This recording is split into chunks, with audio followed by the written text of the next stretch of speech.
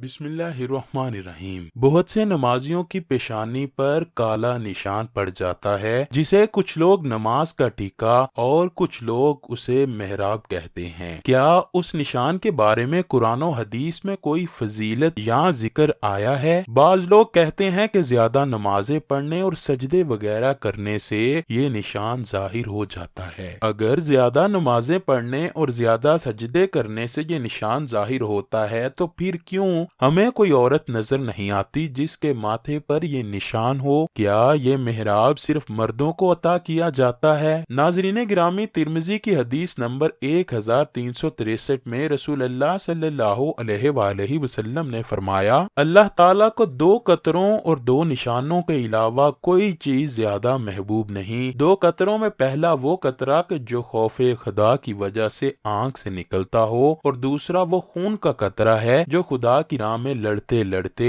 मोमिन के जिस्म से निकलता है। और दो निशानों में एक तो वो निशान है जो अल्लाह के रास्ते में जख्म का निशान हो, और दूसरा अल्लाह ताला के फराइज में से एक फरीजे की अदायगी का निशान। कुछ लोग इस हदीस को दलील के तौर पर पेश करके कहते हैं कि मेहराब ही वो निशान है जिसका इस हदीस में जिक्र है, यानी वो निशान जो अल्लाह ताला के फराइज में से एक फरीजा की अदायगी के दौरान चेहरे पर पड़ जाता है। इसी तरह कुरान की सूरह अल-फतह में अल्लाह पाक यूं फरमाता है, आप इन्हें देखेंगे वो सजदे और रुकू कर रहे हैं, वो अल्लाह ताला का फजल और उसकी रजामंदी की जुस्तजू में हैं, उसका निशान उनके चेहरों पर सजदों के असर से है। इस आयत की तफसीर में राजा ये है कि उसका निशान उनके चेहरों में सजदों के असर से है। इससे मुराद इताअत व फरमा बरदारी और इबादत का नूर है। ये कोई जरूरी नहीं कि जिल्द की सख्ती की बिना पर यह अलामत उनके चेहरे में सजदा वाली जगह में हो।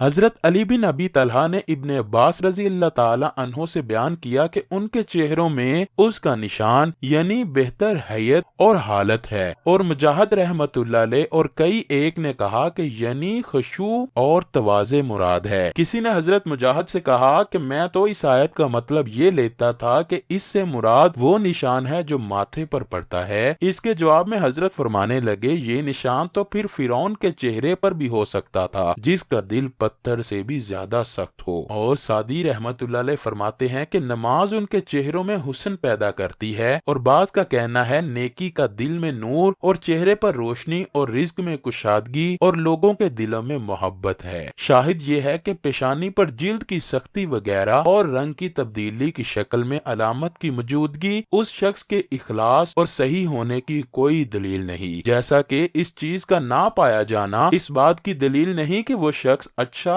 और नेको सालिया नहीं और वो नमाज में सुस्ती और काहिल है, बल्कि अक्सर तौर पर यह तो जिल्द की हसासियत और तबीयत पर मुनहसर है। शेख इब्ने असीमीन फरमाते हैं कि सजदे की बिना पर पेशानी पर पैदा होने वाला निशान नेक और साले लोगों की निशानी नहीं, नेक लोगों की निशानी तो चेहरे पे नूर और शरह सदर और हुस्ने इखलाक है। चुनाचे जब नमाजी वो काम करे जो रसूल करीम सल्लल्लाहु अलैहि वसल्लम ने हुक्म दिया है, और किसी खुरदरी चीज पर सजदा करता हो तो उसकी पेशानी पर अलामत पैदा हो सकती है, और ये चीज नफ्स में फखर और तकब्बुर पैदा कर सकती है। लेकिन जिसका दिल ईमान पर मुतमिन हो और वो वही करना चाहता हो जो अल्लाह ताला के पास है, तो उसे लोगों की बातें कोई नुकसान न देंगी। लेकिन अगर कोई शख्स अमलन ऐसा करता है हत्ता कि उसकी पेशानी में सजदे की अलामत जैसी चीज पैदा हो जाए, तो ये दिखलावा और कज़ब है और इसे दर्दनाक अज़ाब की हलाकत है। मुफस्सरीन के मुताबिक मर्द की जिल्द औरत की जिल्द से ज्यादा मजबूत होती है। मर्द मस्जिद में 5 वक्त की नमाज बाजमात अदा करता है। जिस जगह वो नमाज अदा करता है वहाँ जमीन सख्त भी हो सकती है, और मर्द औरत की निस्बत अपनी जिल्द का ख्याल भी नहीं रखता।